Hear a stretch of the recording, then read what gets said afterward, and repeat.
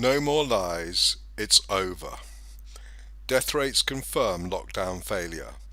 With cases no longer a reliable data source, likely due to testing corrupting the standard, a look at deaths confirms what we already knew from cases.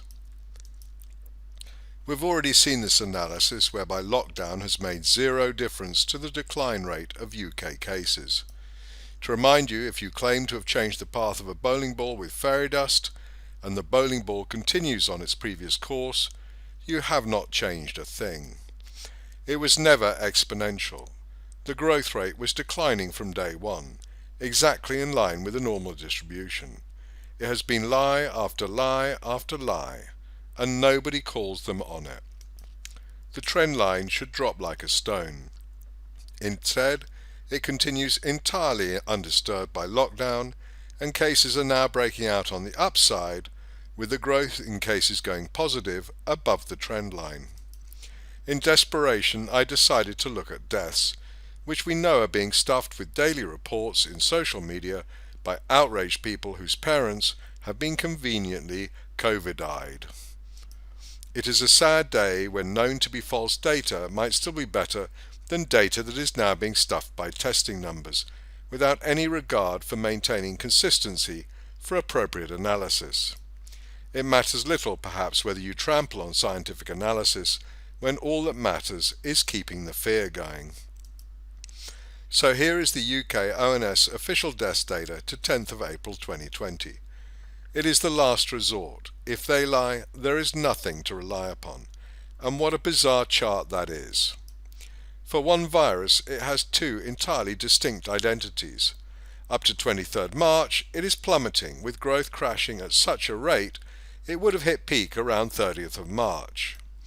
At lockdown, it should have plummeted even faster as cases and deaths collapsed. Instead, death case growth increases relative to the trend going sideways when it should be plummeting.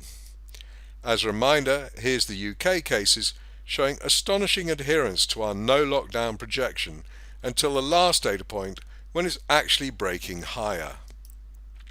We're now getting sicker than we would if we'd had no lockdown. Testing inflation or an absurd reality. Lockdown has had zero effect, except if you listen to the government. After lockdown, the growth in cases meanders along with higher growth than the declining trend would have predicted, a sign that we're no longer dealing with the same virus or reporting agency or methodology. Frantically stuffing to keep the numbers artificially inflated. Finally, the government seems to exhaust itself around the 5th of April. Gates no return to normal without vaccine as it happens. Since then, we are back on a new style novel coronavirus, declining once more and breaking through 100% peak deaths on the 10th and 11th of April, in line with the 11th peak in cases. We are past peak in both cases and deaths. Don't let your politicians rob you of that. But ONS runs out at 10th April, but we can look more recently with World Health Organization data. With log scales, the linear, constant rate of decline for new daily deaths is clear. That was never exponential, and it has broken through 100% peak several times, with the trend line breaking through on the 19th of April. That 1 week delay makes perfect sense if you allow a person 1 week to go from being acknowledged as a case to dying. Brutal, but such a delay is perfectly reasonable. We are through peak on WHO cases data, through peak on ONS deaths data, and through peak on World Health Organization deaths data.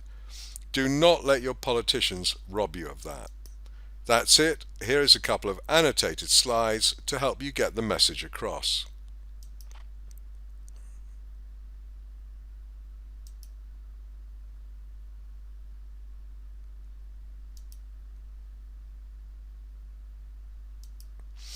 I'm still Andrew Mather, a 60-year-old Brit, mathematician, financier, technologist, husband, biker, pilot, healer, whatever. Feel free to get in touch, andrew@peerlessreads.com, andrew@amather.com. Either should get to me.